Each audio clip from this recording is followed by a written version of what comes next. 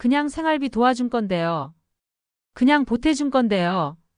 서로 돕는 것이 당연한 가족 사이입니다. 그런데 요즘은 세금 문제로 억울해지실 수 있습니다. 혹시 1,000만 원 이상을 자녀에게 주신 적 있으신가요? 그렇다면 이 영상 끝까지 꼭 보셔야 합니다. 며칠 전 저에게 전화 한 통이 걸려왔습니다. 65세 되신 박 여사님께서 떨리는 목소리로 말씀하셨죠. 선생님, 큰일 났어요. 국세청에서 편지가 왔는데 3년 전에 아들에게 보낸 돈 때문에 증여세를 내라고 합니다. 그냥 아이 결혼할 때 도와준 거예요. 최근에 공무원들 세무조사와 관련해 일부 성과급 제도나 내부 평가 제도가 존재한다는 보도 들으셨죠? 그래서 포상금이니 뭐니 말들이 많은데요.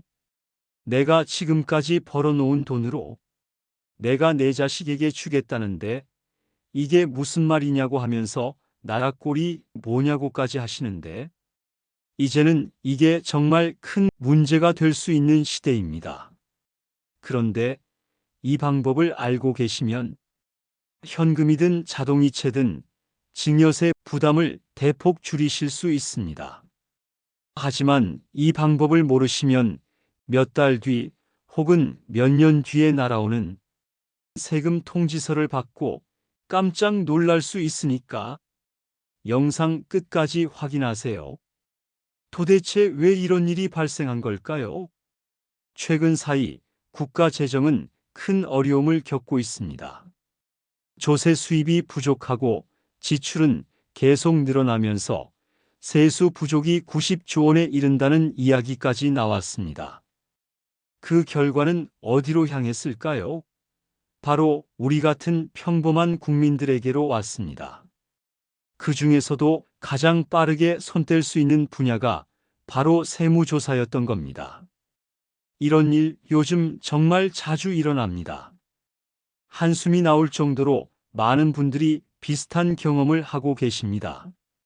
자녀의 집 장만을 위해 전세금을 도와주셨거나 매달 생활비를 보내드리는 효자 딸이나 아들이 계시거나 또는 부모님의 병원비를 대신 내드리는 것과 같은 지극히 평범한 가족 간의 도움이 어느 날 갑자기 증여세라는 이름으로 돌아오는 겁니다. 아니, 이게 무슨 소리야? 그저 우리 가족끼리니까 서로 챙겨준 건데, 맞습니다. 부모 자식 간에 서로 돕는 건 당연한 일이죠. 하지만 안타깝게도 지금은 가족 간의 자연스러운 금전 거래조차 세금 대상이 되는 시대가 되었습니다. 그리고 더 큰 문제는 이건 증여가 아닙니다라고 우리가 직접 증명해야 한다는 사실입니다. 이제는 자영업자나 대기업뿐만 아니라 일반 가정의 금융 거래까지 들여다보는 시대가 되었습니다. 부모와 자식 사이에 오간 돈에 대해서도 그 돈은 어디서 나온 거죠? 증빙 자료가 있으신가요? 라고 물어보는 상황이 된 겁니다. 게다가 요즘은 1,000만 원 이상 현금을 입금하거나 출금만 해도 국세청에 자동으로 통보된다는 사실 알고 계셨나요? 이를 고액 현금 거래 보고 제도라고 부릅니다. 은행에서 하루에 1,000만 원 이상을 넣거나 빼면 그 내역은 곧바로 금융정보분석원과 국세청으로 전달됩니다. 그럼 나눠서 입금하면 괜찮지 않을까요? 라고 생각하실 수 있지만 반복되는 입금 패턴이나 여러 은행을 통한 분산 거래도 의심 거래로 분류될 수 있습니다. 그렇다면 어떤 경우에 증여세 문제가 생길 수 있을까요? 자녀의 결혼 자금이나 전세금, 집 구입 자금을 그냥 보내준 경우가 대표적입니다. 또 명절이나 생일마다 매년 일정한 금액을 보내거나 자녀의 신용카드 값을 대신 입금해 주거나 병원비나 학원비를 대신 내준 경우도 해당됩니다.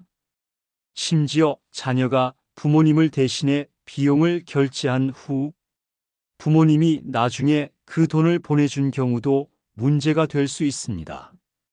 이런 거래들은 반복성, 규칙성, 그리고 설명 부족이 있으면 국세청이 혹시 이건 증여가 아닌가요?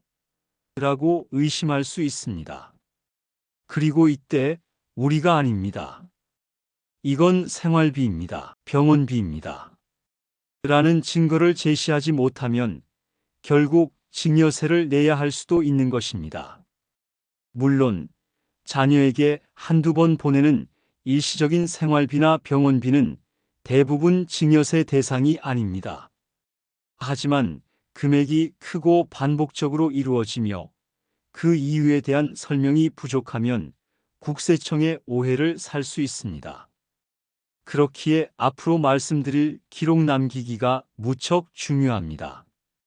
실제로 지난해에는 5년 전 송금 내역 때문에 증여세 1,500만 원을 추징당한 사례도 있었고, 왜 돈을 주고받았는지 설명하지 못했다는 이유만으로 세금을 낸 경우도 있었습니다. 그렇다면 우리는 어떻게 이런 상황에 대비할 수 있을까요? 첫째, 계좌 이체할 때 메모를 반드시 남기세요. 생활비, 병원비, 교육비, 카드값 정산 등 그 이유를 정확히 기록해 두는 것만으로도 중요한 증거가 됩니다. 그냥 송금만 해두면 나중에 그 용도를 입증하기 어렵습니다. 둘째, 문자나 카카오톡으로 간단한 대화를 남겨두세요. 아버지, 병원비 보냈어요. 어머니, 이번 달 생활비 입금했습니다. 이런 짧은 문장 하나가 국세청의 판단에 중요한 근거가 될 수 있습니다. 셋째, 큰돈을 주고받을 때는 차용증을 작성하세요. 그냥 준 것처럼 보이면 증여세가 부과될 수 있지만 문서로 빌린 것이라고 명시하고 원금 상환 내역이 있다면 국세청도 이를 증여로 보지 않습니다. 차용증은 어렵게 생각하실 필요 없습니다. 날짜, 금액, 빌려준 사람과 받는 사람, 상환 조건을 적고 서로 서명하고 도장을 찍으시면 법적 효력이 생깁니다. 손글씨로 작성하셔도 되고, 양식은 인터넷에 차용증 양식이라고 검색하시면 쉽게 구하실 수 있습니다. 여기서 꿀팁 하나 알려드릴게요. 성인 자녀에게 2억 1,700만 원까지는 무이자로 빌려줘도 세금 문제가 생기지 않습니다. 예를 들어 아버지가 자녀에게 2억 1,700만 원, 어머니도 2억 1,700만 원, 그리고 사위 쪽 장인어른과 장모님까지 각각 같은 금액을 빌려준다면 총 8억 원 이상을 무이자로 지원할 수도 있는 구조가 만들어지는 겁니다. 단, 주의할 점이 있습니다. 차용증만 작성하는 것으로 끝이 아니라 매달 원금을 조금씩이라도 갚는 기록이 있어야 국세청에서 이건 정말 빌려준 거구나라고 인정해 줍니다. 예를 들어 2억 원을 빌려주고 매달 50만 원씩 갚는 방식으로도 충분합니다. 그런데 혹시 현금으로 주면 괜찮지 않을까요? 라고 생각하시는 분들도 계실 겁니다. 사실은 오히려 현금이 더 위험한 시대가 되었습니다. 현금 입출금은 기록이 남지 않는다고 생각하실 수 있지만 오히려 은행에서 1,000만 원 이상 출금할 경우 의무적으로 보고하도록 되어 있고, 직원이 이상하다고 느끼면 그것만으로도 조사로 이어질 수 있습니다. 반복적으로 900만 원씩 쪼개서 입금해도 이상한 패턴으로 잡히면 문제가 될 수 있습니다. 마지막으로 가족 간 거래라도 세금 없이 주고받을 수 있는 공제 한도는 있습니다. 배우자에게는 6억 원까지 증여세가 면제됩니다. 부모가 성인 자녀에게는 5천만 원까지, 미성년 자녀에게는 2천만 원까지 면제됩니다. 형제나 자매, 그 밖의 친척에게는 1,000만 원까지 면제받을 수 있습니다. 하지만 이 금액은 10년 동안 주고받은 총액 기준이라는 점 꼭 기억해 두셔야 합니다. 그리고 신고하지 않으면 이 공제도 적용받지 못할 수 있으니 정확한 신고와 문서 정리가 필요합니다. 김영수 씨의 이야기를 들려드릴게요.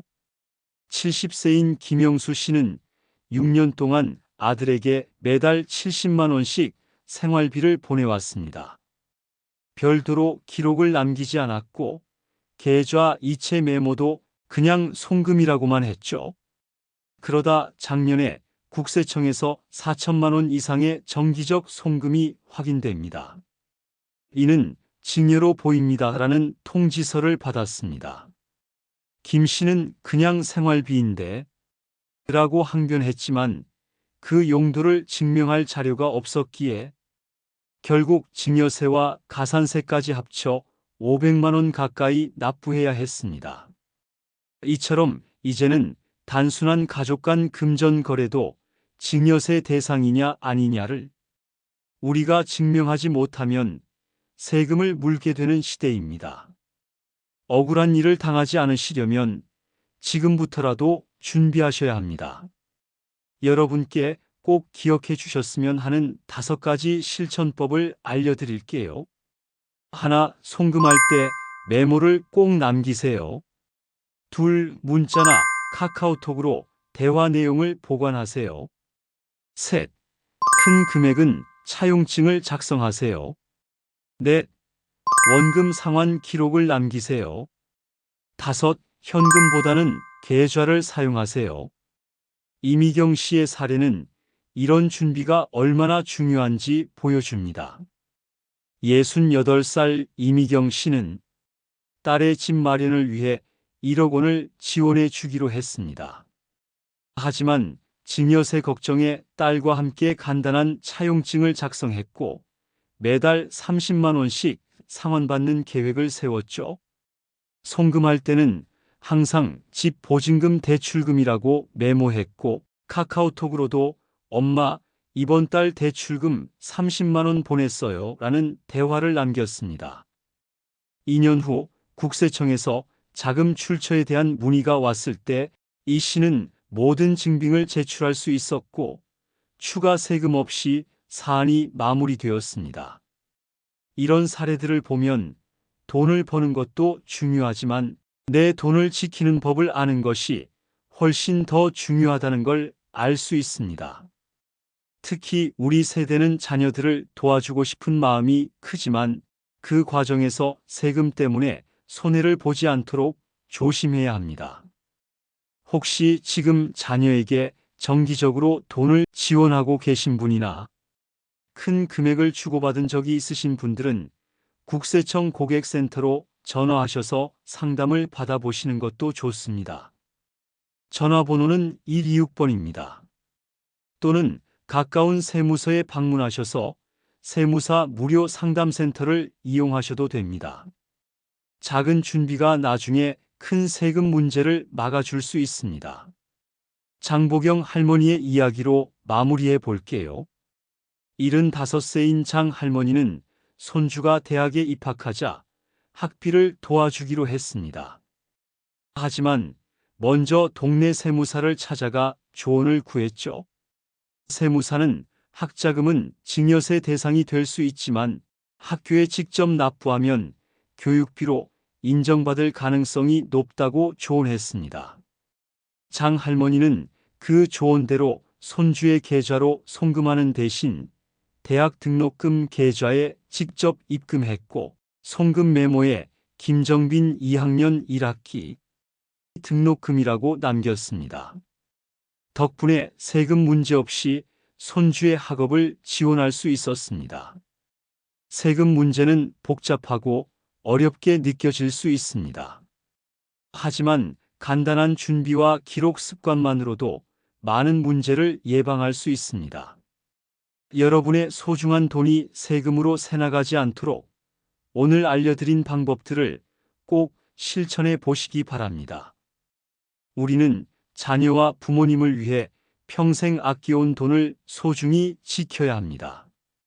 그리고 그 첫걸음은 바로 작은 기록에서 시작됩니다. 송금 메모 하나, 문자 한 통, 간단한 차용증 하나가 여러분의 재산을 지키는 든든한 방패가 될 수 있습니다. 다음 시간에는 노후에 꼭 알아야 할 의료비 절세 방법에 대해 알려드리겠습니다. 오늘도 귀중한 시간 내주셔서 감사합니다. 건강하고 행복한 하루 보내세요.